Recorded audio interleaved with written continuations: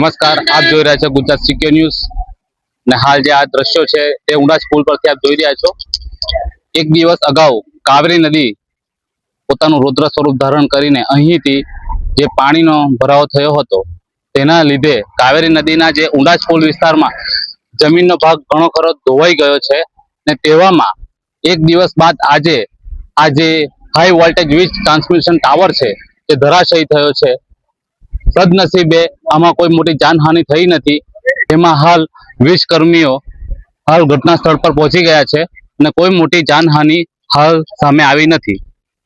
અત્યારે તો હાલ વીજ કર્મીઓ આને લઈને આગળ કાર્યવાહી કરવા માટે ઊભા છે। જે હાઈ વોલ્ટેજ વીજ ટ્રાન્સમિશન ટાવર છે તે જ્યારે ધરાશયી થયો ત્યારે જે ઉંડાજ પુલની જે રેલિંગ છે સેફટી માટે મૂકવામાં આવેલી તે તૂટી ગઈ છે ને હાલ તમે જે જોઈ રહ્યા છો તેમાં આ જે બાજુનો ભાગ છે તે રેલિંગનો નીચે તાર સાથે દબાઈ ગયેલો છે અને હાલ વીજ કર્મચારીઓ આને લઈને આ જે સ્થળ પરની જે પણ અપડેટ છે તે ઉપર આપી રહ્યા છે અને થોડાક જ સમયમાં અહીંયા કામગીરી ચાલુ થશે તેવી વાતો અહીંયાથી મળી રહી છે।